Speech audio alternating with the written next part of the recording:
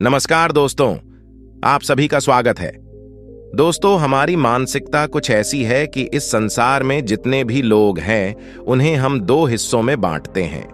पहला अच्छे लोग और दूसरा बुरे लोग। पर हम कभी भी यह प्रश्न अपने आप से नहीं पूछते कि कोई व्यक्ति अच्छा या बुरा क्यों बन जाता है, क्योंकि आवश्यक सवाल यह नहीं है कि हम अच्छे कैसे बने, बल्कि आवश्यक सवाल यह है कि हम इतने बुरे क्यों बन गए हैं और हम बुरे काम क्यों करते हैं।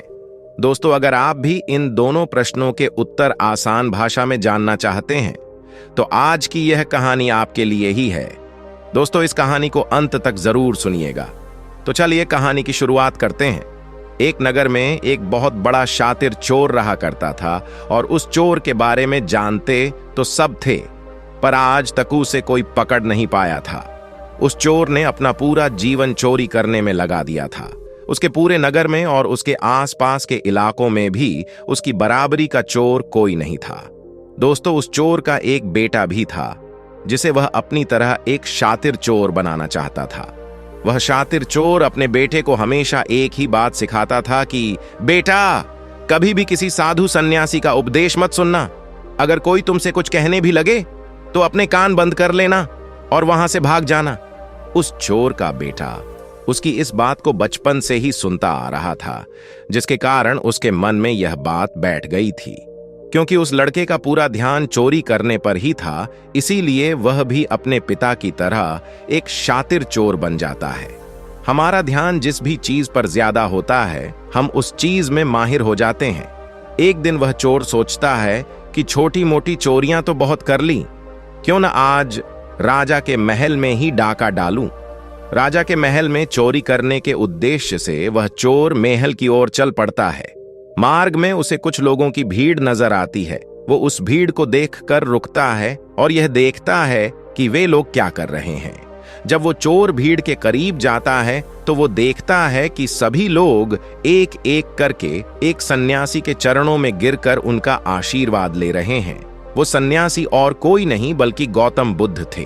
वो चोर बुद्ध को देखकर उनकी तरफ आकर्षित हो जाता है, क्योंकि उसने पहली बार इतने तेजस्वी व्यक्ति को देखा हुआ था। अचानक उसे अपने पिता की बात याद आ जाती है कि साधु सन्यासियों से दूर रहना चाहिए। एक बार को वह सोचता है कि वह वहां से चला जाए, लेकिन फिर उसके मन में एक प्रश्न उठता है कि पिताजी ऐसा क्यों कहते थे। इस प्रश्न का उत्तर जानने के लिए वो चोर सभी लोगों के साथ बैठ जाता है और गौतम बुद्ध का उपदेश सुनने लग जाता है। बुद्ध उस उपदेश में झूठ बोलने की व्यर्थता और विश्वासघात के बारे में बताते हैं। उपदेश समाप्त होने के बाद वहां बैठे सभी लोग अपने अपने घर चले जाते हैं और वो चोर भी चोरी करने के लिए महल की ओर चल पड़ता है। रास्ते में चलते हुए चोर अपने मन में सोचता है कि क्यों न आज उपदेश में कही हुई बातों को मानकर ही देख लिया जाए। उसके बाद वो चोर महल की दीवार पर से कूद कर जाने की बजाय महल के द्वार से ही अंदर प्रवेश करने लग जाता है।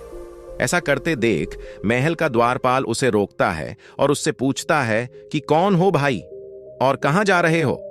वो चोर द्वारपाल से कहता है कि मैं एक चोर हूं और अंदर चोरी करने के लिए जा रहा हूं। उस चोर की बात सुन द्वारपाल सोचता है कि महल का कोई एक नौकर होगा और मुझसे मजाक कर रहा है। वैसे भी कोई चोर अपने आप को कभी भी चोर नहीं बताता है। और वो द्वारपाल उस चोर को महल के अंदर जाने के लिए प्रवेश करने दे देता है। महल में प्रवेश करने के बाद वो चोर उस तिजोरी तक पहुंच जाता है जहां पर खजाना रखा हुआ था। वो चोर उस तिजोरी को तोड़कर बहुत सारा धन अपनी पोटली में भर लेता है और जैसे ही धन लेकर वो चोर वहां से जाने लगता है तो उसे रसोई नजर आती है। महल के सभी लोग सो रहे थे, इसीलिए रसोई में उस समय कोई भी नहीं था और उस चोर को बहुत जोर से भूख लगी हुई थी। इसीलिए वो चोर रसोई में जाता है और पेट भर के खाना खाता है। भोजन करके वो चोर वहां से जाने लगता है। तभी अचानक उसे बुद्ध की दूसरी बात याद आ जाती है कि जिसका हमने नमक खाया है, हमें कभी भी उसके साथ विश्वासघात नहीं करना चाहिए। वो चोर मन ही मन सोचता है कि मैंने इस राजमहल वालों का नमक खाया हुआ है और अगर मैं इनके धन को चोरी करके ले जाऊंगा तो यह विश्वासघात होगा। इसीलिए वह चोर उस धन को रसोई में ही छोड़कर जाने लग जाता है। ऐसा करते हुए उसे महल का एक व्यक्ति देखता है और वो शोर मचा देता है कि महल में चोर घुस गया हुआ है। राजा के सिपाही उस चोर को पकड़ लेते हैं और उसे राजा के पास ले जाते हैं और उसके बाद राजा उस चोर से पूछता है कि जब तुमने धन को चुरा ही लिया हुआ था तो तुम उसे छोड़कर क्यों चले जा रहे थे? वो चोर कहता है कि एक सन्यासी के उपदेश के कारण। किसी के साथ विश्वासघात करना बुद्धिमता नहीं है बल्कि मूर्खता है। जिसके भोजन को खाकर हमें जीवन मिला है उसके साथ हमें कभी भी विश्वासघात नहीं करना चाहिए। उस व्यक्ति की बात सुन राजा प्रभावित हो जाता है और उस चोर से कहता है कि यदि तुम ऐसे उपदेश बचपन से ही सुनते आते तो तुम कभी भी चोर बनते ही नहीं होते। जाओ, मैं तुम्हें छोड़ता हूं। लेकिन एक बात को हमेशा याद रखना कि सही संगत और सही उपदेश ही व्यक्ति का जीवन बदल देते हैं। दोस्तों, इस कहानी का उद्देश्य आपको सिर्फ यह सिखाना नहीं है कि आप किसी के साथ विश्वासघात ना करें या झूठ ना बोले, बल्कि ये कहानी आपको सिखाना चाहता हूं कि आप बुरे तब तक की है जब तक कि आप सही उपदेश सुनना और सही संगत करना शुरू नहीं कर देते। जो कल आपने गलत संगत कर ली थी वही आज आपके दुखों का कारण है। दोस्तों, ये कहानी आपको कैसी लगी और आपको इस कहानी से क्या सीखने को मिला?